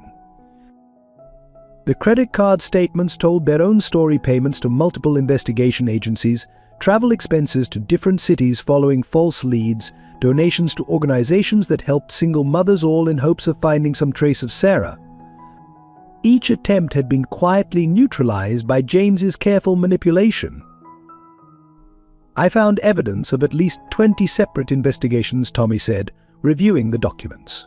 You never stopped looking. His voice held a mixture of wonder and pain. Wonder at his father's persistence, pain at how close they had come to finding each other so many times. One investigator had actually located Sarah during her early pregnancy. The report, intercepted by James, included a photo of her leaving a prenatal clinic. Richard had been sent on a business trip to London that same week, orchestrated by his father to ensure he'd miss this crucial lead. The most heartbreaking discovery was a series of letters Richard had written to Sarah during Tommy's childhood. Never sent, they detailed his growing success in business, his empty personal life, and his constant search for her. The world keeps telling me to move on, one letter read, but how do you move on from the other half of your heart? Bank records showed regular deposits to a separate account, money Richard had been setting aside for Sarah if he found her. By the time of her death, the account had grown substantial enough to have changed their lives. I wanted to give her everything I should have had the courage to give her from the start, Richard explained quietly. The investigation that came closest to success happened just months before Sarah's death. A detective had traced her to the hospital where she was receiving treatment. Richard had been in the same building, visiting a business associate, on the very day she wrote her final letter. They had been mere floors apart, neither knowing the other was so close. Look at this, Tommy said, holding up a newspaper clipping. It was an advertisement Richard had placed in multiple cities. Sarah E. I was wrong. Please let me make it right. James had ensured similar ads were placed for other Sarah E. burying the real message in a sea of decoys. The evidence of Richard's search extended beyond Sarah's death. He had hired specialists to trace Tommy through the foster care system, unaware that his father's influence was still actively hiding the boy's whereabouts. Each Christmas and birthday, Richard had added to the account meant for Sarah, now designated for their child if he ever found them. I never stopped, Richard said, his voice rough with emotion. Not for a single day. I just never realized I was fighting an invisible war against my own father. Tommy sat silent for a long moment, absorbing this new understanding of the past. All the years he'd spent feeling abandoned, his father had been searching. All the times he'd cursed Richard's name, the man had been trying to find him. She would have forgiven you, Tommy said finally. Mom, if she'd known how hard you tried. Richard touched Sarah's photograph gently. She did know, he replied. Somehow she knew. That's why she left us the clues, the letters. She understood what I was too blind to see, that sometimes love has to take the long way home. The path to true understanding and reconciliation began on the day Tommy and Richard decided to follow Sarah's trail of hidden letters. Starting at the old diner where his parents first met, now a trendy cafe, they found the first letter tucked behind a loose brick in the alley, Sarah's favorite spot for breaks during her long shifts. I knew you'd both come here eventually, Sarah's words read. This is where our story began, Richard, where you saw past my waitress uniform to the person beneath. Tommy, this is where your father first showed the heart that would lead him back to you. Each location held not just a letter, but a piece of their shared history. In the park where Richard and Sarah had spent countless afternoons, they found photographs and a pressed flower from their first date. At the church where they'd planned to marry, a letter describes Sarah's dreams for their future, dreams that included Tommy even before he existed. The most powerful moment came at their final stop, the hospital where Sarah had spent her last days. In a hidden corner of the chapel, they found her most intimate letter, written hours before her death. "Love isn't always straightforward," she wrote. "Sometimes it gets twisted by fear, pride, or circumstance. But true love, like water, always finds its way through the cracks." As they read each letter together, the walls between father and son began to crumble. Tommy saw his father not as the wealthy businessman who had abandoned them, but as the young man who had loved his mother deeply and fought to find them. Richard saw in Tommy not just the son he'd lost, but Sarah's incredible legacy of strength and forgiveness. "She never gave up on either of us," Tommy realized, reading through the letters again in Richard's study. "Even when everything seemed hopeless, she believed we'd find our way back to each other." Richard nodded, touching the photograph on his desk. "Your mother understood something I'm only now beginning to grasp, that love isn't about being perfect. It's about being willing to try, to forgive, to begin again." The reconciliation wasn't instantaneous or complete. Too much had happened for that, but Sarah's letters provided a foundation for understanding.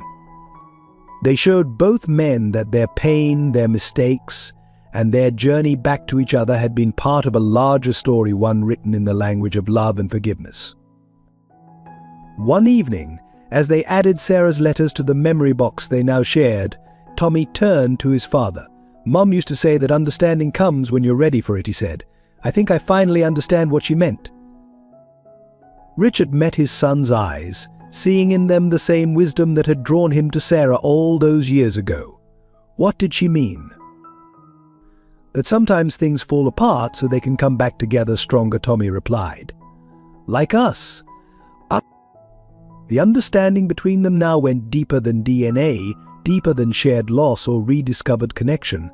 It was built on Sarah's legacy of love, on their own hard-won wisdom, and on the recognition that reconciliation isn't about erasing the past, it's about building a future that honors it. As they sat in the study that evening, surrounded by Sarah's letters and their shared memories, both father and son felt her presence more strongly than ever. She had designed this reconciliation like a master architect, laying the foundation even as she prepared to leave them. Through her words, her love, and her unwavering faith in both of them, she had built a bridge across the years of separation.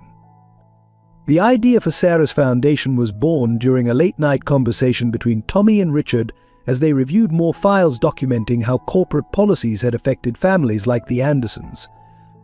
Rather than dwelling on past mistakes, they decided to create something that would embody Sarah's spirit of love and support for those in need. "Mum always said that real change happens one person at a time," Tommy explained, sketching out his vision. "We need something that doesn't just throw money at problems, but actually helps people the way she would have." The Sarah Evans Foundation launched with 3 main initiatives.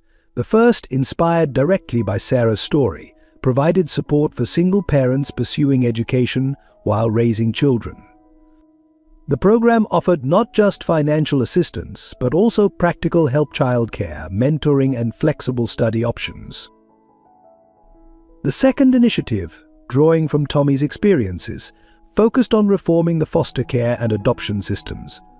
Working with the Andersons, who they had finally located and reconciled with, they created programs to support potential adoptive parents who had love and stability to offer, regardless of their income level. "We're not just changing policies," Richard explained at the Foundation's launch event. "We're changing how we measure what makes a good home for a child." Sarah understood that love, commitment, and stability matter more than bank balances. The third initiative, perhaps closest to both their hearts, was a comprehensive support system for homeless youth. Beyond just providing shelter and food, the program offered education, job training, mental health support, and most importantly, a path to stability that didn't require giving up their dignity or identity. The foundation's headquarters was established in the renovated diner where Sarah and Richard first met. The building maintained its original character while housing modern facilities for education and support services. Sarah's photograph hung in the entrance, her warm smile welcoming everyone who entered. Tommy took an active role in running the foundation, bringing his unique perspective to every decision.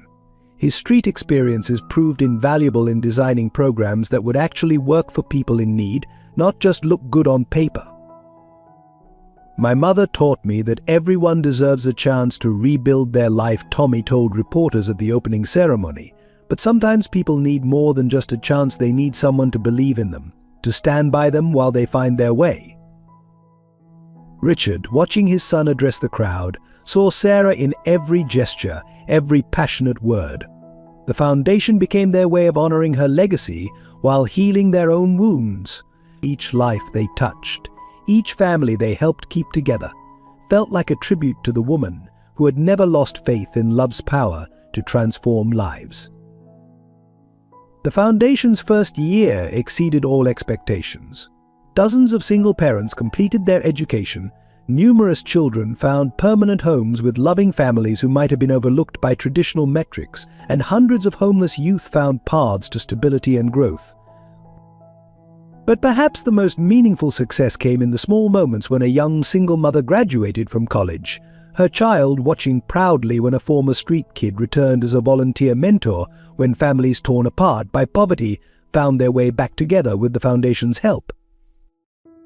"This is how we make it right," Tommy said one evening, reviewing success stories with his father. "Not by erasing the past, but by using what we learned from it to help others." Richard nodded, touching the small photograph of Sarah he now kept on his desk.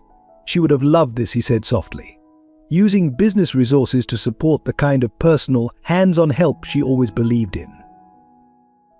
The Sarah Evans Foundation became more than just a charitable organization. It became a living testament to Sarah's belief that love could bridge any gap, heal any wound, and transform any life.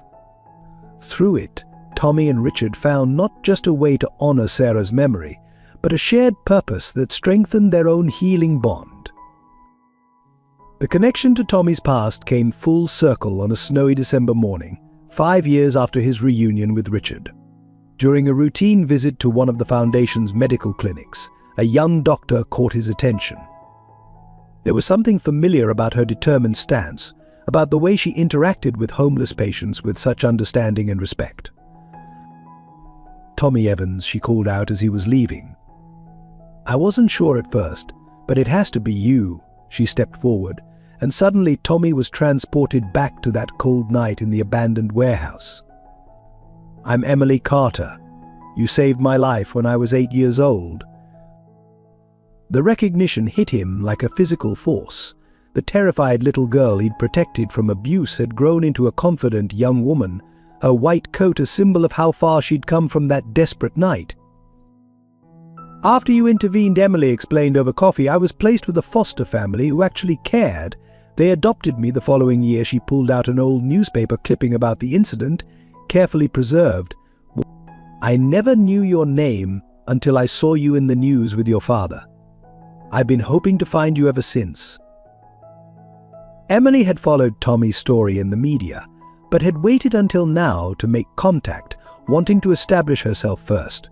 She had graduated medical school at the top of her class, specializing in pediatric trauma care. Her experiences had driven her to help other children who had faced similar situations. "That night changed everything for me," she said. "Not just because you stopped him, but because you showed me that someone cared enough to help a stranger. It gave me hope when I needed it most." Richard, upon hearing about the reunion, was deeply moved by this testament to his son's character. "Even when you had nothing," he told Tommy, "you were still your mother's son, protecting others at your own risk." Emily joined the foundation's medical team, bringing both her professional skills and personal understanding to their work with traumatized youth. She and Tommy developed a strong friendship, their shared past creating a unique bond of understanding. During one of their conversations, Emily revealed something that brought tears to Tommy's eyes. I kept track of that warehouse for years, she said. Left food and supplies there when I could, hoping to help other kids like you helped me. It was my way of paying it forward until I could do more. The revelation that his single act of courage had created such lasting ripples of positive change affected Tommy profoundly.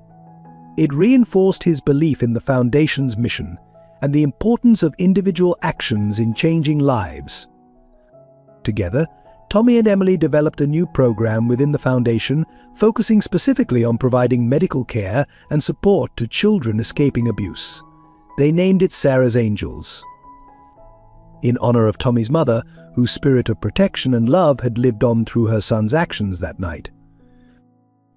"Your mother would be so proud," Richard said, watching Tommy and Emily present their program to the Foundation's board. She always believed that one person could make a difference in the world.